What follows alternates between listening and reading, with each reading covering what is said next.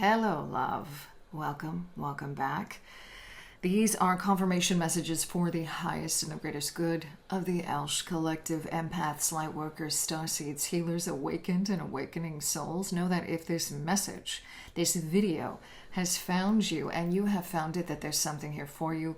There's always the intention that I put into these messages for the highest and greatest good and in the highest and greatest truth, with love and gratitude for you even being here. This particular confirmation message, timely yet timeless as always, is specifically for empaths, highly sensitive people, persons is what I'm hearing with that.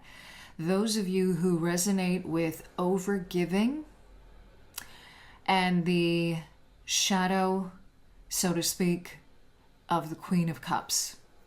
The shadow energy of the Queen of Cups. And funny enough, okay, when I had this sort of come through personally, and I'm seeing also examples of this in the collective and with soul family, you know, those of us who identify and resonate very much with being empaths. And what I'm hearing with that is the empath ego, the dysfunctional energies of the empath ego.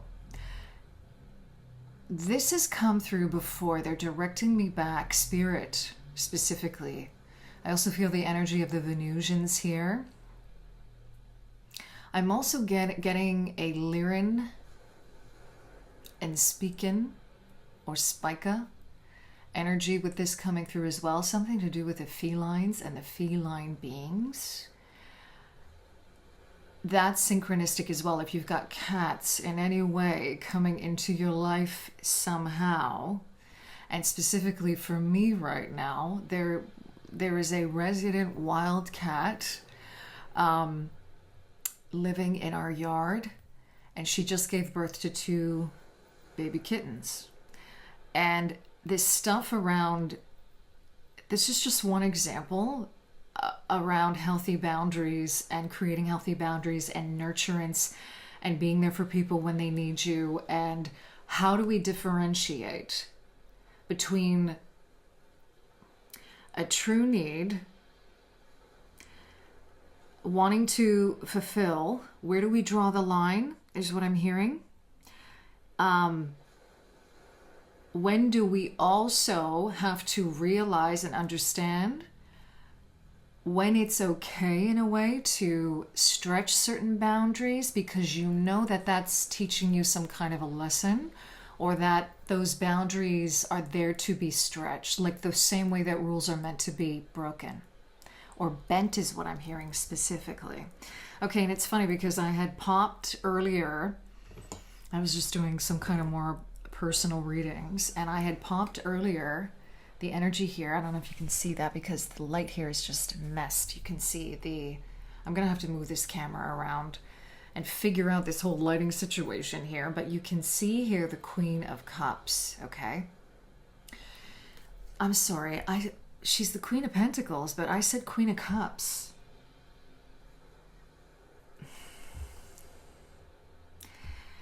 All right. We need to address collectively what I'm hearing. The Venusian's really coming through strongly for this. We need to address the energy of I'm hearing the Venusian shadow. And what they mean by that is they're showing me the Queen of Cups, but they're showing me the Queen of Cups reversed or inverted in some way, or dysfunctional or imbalanced in some way. And to simplify that, this is about the energy of overgiving. The energy of identifying with giving and overgiving and enabling is what I'm hearing, as being a good person.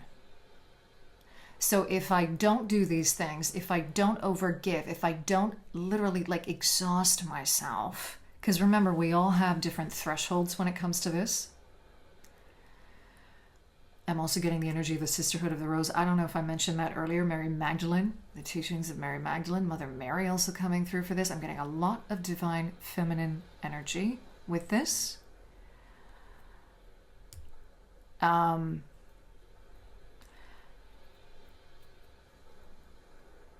Where do we...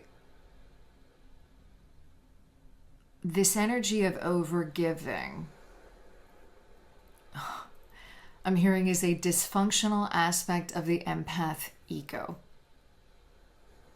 Okay. So what do we mean here when we say ego? This feels like it's going to be mostly kind of like a channeling message. I have some decks here ready, but it's okay. We may get to decks in a second here. I don't want to make this super long either. Neither do they. This is really more of a food for thought, but there's something in the collective as well with regard to the importance of really setting some healthy boundaries right now in relationship. Okay. And they're directing me to the fact that just before I started setting up this space, and as I was setting up sacred space to bring through these messages, I kept on hearing the lyrics from one of my favorite STP songs, Stone Temple Pilots, which is and will always be my favorite band. Okay. Absolutely. I don't even know how to describe it, but basically, you know when you love a band, right? And it just clicks. I kept on hearing the lyrics, down the river, down the river. What's interesting here is that these lyrics is something deeper here with regard to the water energy and the flow of the river and divine femininity as well coming through. I just want to note here very quickly as an aside, STP was my favorite band in high school, right? And if you had a favorite band in high school, there was something there energetically that resonated with you. And now when you revisit lyrics or songs from, let's say, your favorite band in high school, and we're talking now like over 20 years later, like, okay, so what is it that you're revisiting now that you're seeing in a completely different way, or there's a completely new message for you? It's like it's coming full circle. It's like when you can understand something instinctively, but now you're actually able to articulate it. Spirit's bringing that through as well. So there might be something that's very healing or assisting in this individuation process perhaps that you're going through, or integration process that you're going through. For some of you watching this, it's about going back to some of your favorite songs from bands that were your absolute favorite bands, from a time where you were like a teenager into your, I'm hearing like youth, young adult kind of era, early 20s into, you know, your college years, if you went to college, if there was something. I'm seeing like they're showing me a lot now with like bands that you really connected with when you went to concerts, if you were like into that scene, and music was a really big thing for you.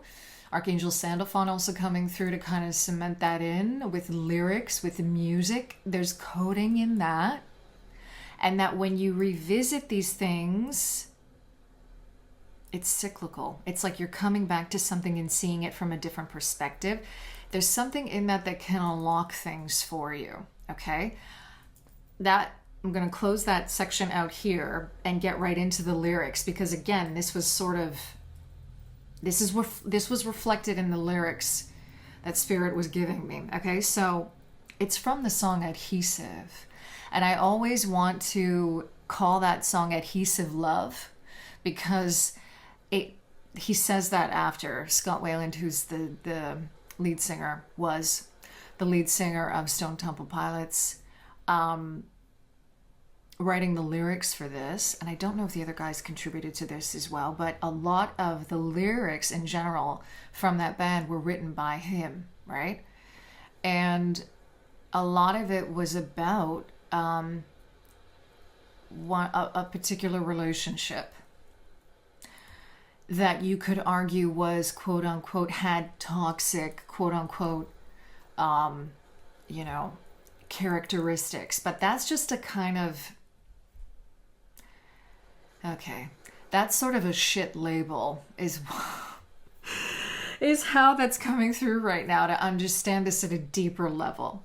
Okay, it's karmic in the lessons clearing sense. Okay, and that's a lot to do with the empath ego as well, the karma that empaths carry in terms of overgiving, a lot of past / parallel lives where we were afraid to ask for help, where we were afraid to shine our light, meaning being our true authentic selves, for fear of ridicule, for fear of being outcast. There's a lot of witch wound stuff that comes through with that.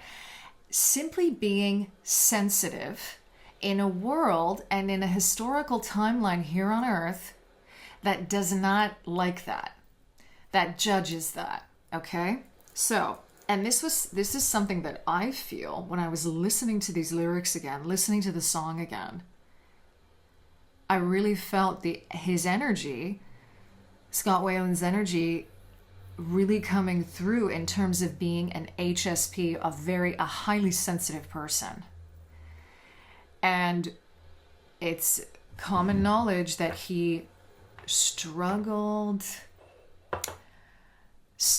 like, it's so crazy how it's coming through as like seeing it from a way higher perspective than that. But anyway, I don't want to get off on a tangent with that. Take it however it resonates. He experienced drug abuse, drug placating is what I'm hearing. He was an addict, all of that. Okay, all the phrases, all the things that you attach to that. Okay, more than anything, he was a soul. It's crazy. There's just like so much energy coming through here in terms of like the emotional depth to which he felt certain things and just could not deal with them.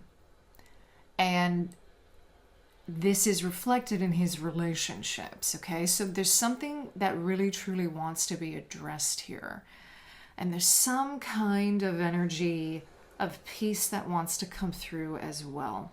Okay, and also understanding the power in that, the power in being, I'm hearing an emotional whirlwind, that there is power in that.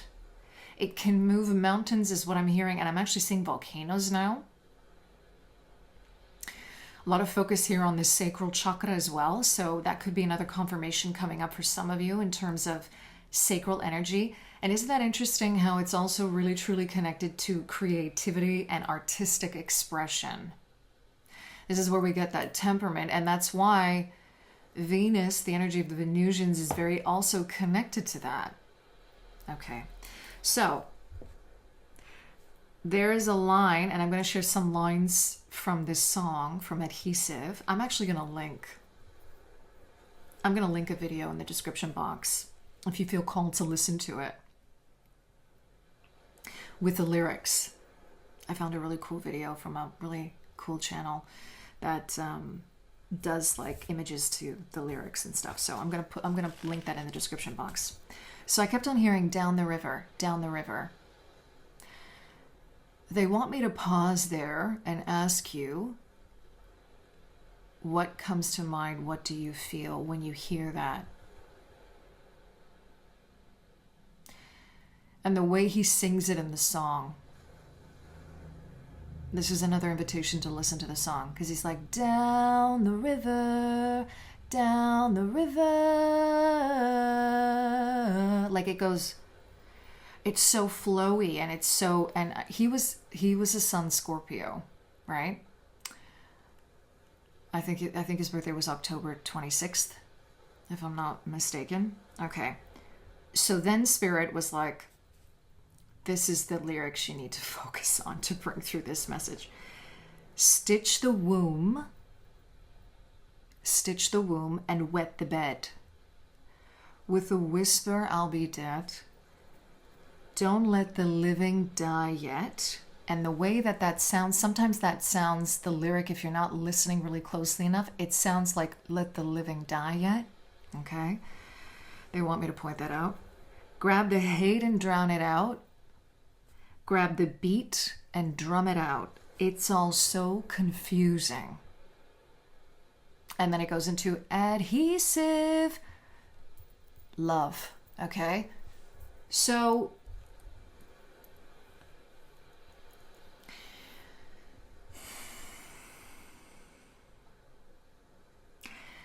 there is a message here of facing the pain, of needing to face the pain and not numbing the pain. And on that note, we're going to pop cards. That is the message that truly, truly wants to come through here. This down the river is like flowing with the emotions, but also understanding that they pass. So when something, if you're sitting, what I'm seeing right now is a person sitting at the bank of a river, allowing, just watching something pass. This is about taking the third perspective again. As difficult as that might seem for some of us right now, this is about taking a step back and seeing it from the third perspective. Mother Mary, the energies of Mother Mary can be incredibly helpful. And this is what I'm being seen. I'm also seeing Mary Magdalene. Okay, the energies of Mary Magdalene. This energy of this beautiful, Queen of Pentacles here. It's interesting. She's got 4 kitties with her in this. It's that energy of becoming grounded, of really grounding in your body to do this. So it's this energy of like where you are right now, taking a moment to just really observe your physical surroundings and observing the sensations of your body interacting with those physical surroundings. Like right now, I'm sitting, I can feel my butt on the seat, my feet on the ground. I feel my forearms on the table, on my space deck here. I can also feel how I'm doing this, like I'm putting, my 2 fingers like this together, feeling. It's kind of like the whole havening thing, like regulating your nervous system. I'm being directed again to a book. Do I have that available right here somewhere? Because, I unpacked it. I just don't know exactly where it is. It's the Handbook for Highly Sensitive People. This is me trying to find it now. But anyway, I think I might just kind of link it. I can't see it. Techniques, really exploring and making it your duty to yourself is what I'm hearing, to explore these techniques, to begin to understand that so much as well of what you take on as a highly sensitive person or as an empath is actually not yours. It's not your energy. This is the whole healthy boundaries thing. I'm also being shown shielding your energy. Lazar, the energy of the Lyrans. This is Spica too. This is the energy of Spica or Spica. People say differently. It doesn't matter, is what they're saying to me. It's the energy of really, truly, it's interesting because Spican's one of the ways that they've been interpreted from more than a few different sources is needing their space. Okay?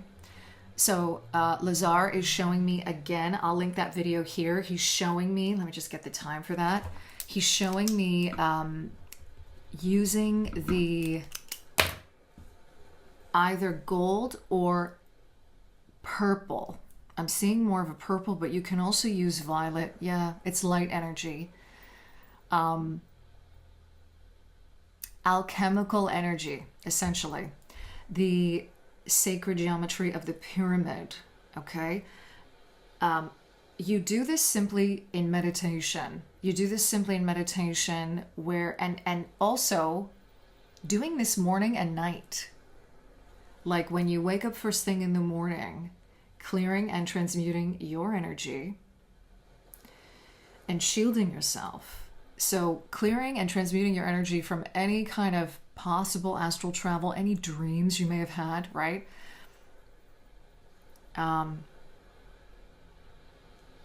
Any energies you may have taken on during sleep.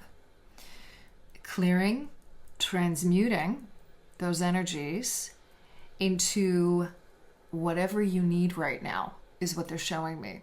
So you can transmute those energies. You can ask to have those energies transmuted, and you can even ask your guides or your higher self, trusted guides, obviously, your higher self to show you, how to do this. How can I transmute this energy? But essentially, it's like you're taking those energies that you've taken on that are not yours, that are not in alignment with your highest and greatest good, truth, love, okay? Consciousness, as I'm even hearing, okay? Take whatever resonates. And you're feeding your shield, and you're transmuting that energy into, what do you want to transmute it into? Deeper understanding of self, deeper love for self, clarity. This is a practice that actually you can do multiple times in a day. But doing it first thing when you wake up, as you make your way out, okay? Invoking the shield of sacred geometry, whatever feels right for you. I'm getting a lot of pyramid energy, also octahedron energy, like something that looks almost like a bell, like a cloche. That might work for some of you. Egg shapes might work for some of you. Merkaba might work for some of you. Some of you, it might just be any shape that feels right. Like I'm also seeing like a star-like energy, but like multiple points coming out of the aura. Okay. And I'm also, that's why she fell earlier. So I'm also, this is black tourmaline. You can see that black tourmaline right here. Also invoking the energy and frequency of black tourmaline. And, oh God, I can think of the Greek word and not the English word. Nantharinis, strengthening, thank you. Reinforcing your aura with this frequency, okay? Thank you for that. Okay, so this is what it's all about. This is how it starts. Your self-care, okay, is your duty. Your self-care is your duty. And you know what's crazy is before, again, it's like all these cards that I had sitting out here earlier, they're just like, these are the cards you're going to show. The Ace of Cups popped out, okay? This Ace of Cups, I'm just hearing your cup. How are you filling your cup? How are you filling your heart is what I'm hearing. Where is there drain on your energy? It starts with self-love, okay? We're not going to make this too complicated to start with, but it's about taking responsibility for yourself. It's about taking responsibility for your self-care. It's about beginning to take those steps, simple little steps, to find the techniques that work for you, to do the journaling work, the reflection work, the meditation work, whatever it is that works for you. Awareness is what they're saying to me specifically. Okay? And there's more that wants to, I'm going to have to watch back this video because there's more that wants to come through here as offshoots of this particular video and what they're bringing through for the empath journey, the empath collective, and the empath consciousness that's evolving here on Mama Gaia. I'm hearing with that generational chain breakers, so a lot of you may resonate with that as well when it comes to relationships. And now they're kind of bringing it back to me. And why? Because funny enough, this reading that I did earlier, I just was popping some cards for myself. It ended up going in the direction, the messages that came through, very much to do with past relationships, where I have overextended myself, where I have also tried to fix the situation, the person, when that was not my job.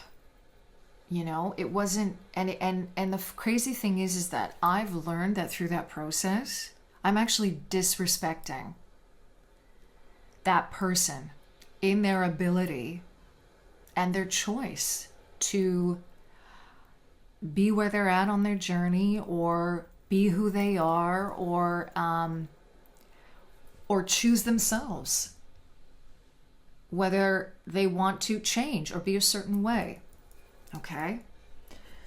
Four of Wands was at the bottom of the deck. I am going to share that too, because what Spirit was bringing through for that was this energy of, I'm sorry, I can't put this closer because I don't have, I'm experimenting with the lighting in here. It's a thing. But what I'm getting with that is equal partnership. This Four of Wands. Remember that the Four of Wands, this is about stable, and we had these four cats, right? So this energy of stability, this energy of feeling very grounded, very secure in your body, knowing, oh, and the Venusians are reminding me of right relationship, and that when you are with soul family, when you are with people who actually give a shit about you, okay, truly give a shit about you in a truthful, honest way, who are not manipulating you, or who are not gaslighting you, and who are not taking advantage of what you do for them in their life, okay, with the consciousness that they're at, okay. I'm also hearing periwinkle for some reason. We'll get to that. Maybe that's for some of you, I don't know. But periwinkle, does that have to do with memory? Maybe some of us are also having a lot of these memories come back with all these solar flares and all this energy shifting that's going on. There's a lot of purging that is continuously happening, right? A lot of alchemy of the shadow, Pluto, all of that is happening, okay? And it's fitting that, again, Scott Wayland would come through for this. He is a very Plutonian in very many ways. He's a Scorpio sun, okay? So this is about right relationship, and knowing that when you are with all of the above, soul family, the, you know, people who are not enabling you in any, or enabling you, I'm hearing like in a manipulative way, okay? Your nervous system is going to feel regulated. That's not to say meaning, and I'm going to clarify that because it's really important, because some of us that deal with trauma, we do that already to ourselves, right? We could have somebody with the best of intentions in front of us, and yet we're having like, our nervous system is all messed up, right?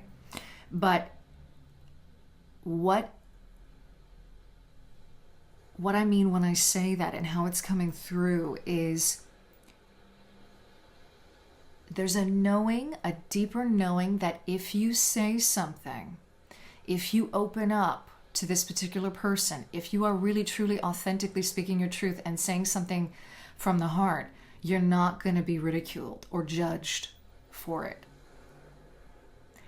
They may have their own responses to that. That's, you know, if it's something that is also maybe upsetting to them, but they're not going to make you feel like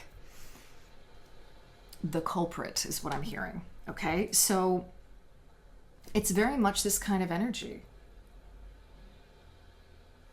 of equal give and take is what I'm hearing. Stability in that equal give and take. I want to look up the flowers in this. I'm going to close out the reading here. I'm looking at it through the book here. Okay, Four of Wands. And I'm also hearing just remember to breathe. Blue violets for well-being, happiness, and fidelity. Yeah, well-being, happiness, and fidelity. That's the energy that wants to be sent to you through the portal of this video.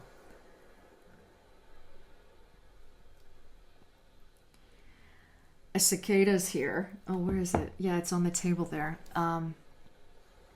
Happiness, the home, success. Okay? Walks on the table. This is all about having a strong foundation. Now, obviously, like, this can be connected to work and career, but I'm getting it more in terms of the relationships that set the foundation for that. Okay? It says this card represents a rewarding conclusion to a career, work, or creative effort.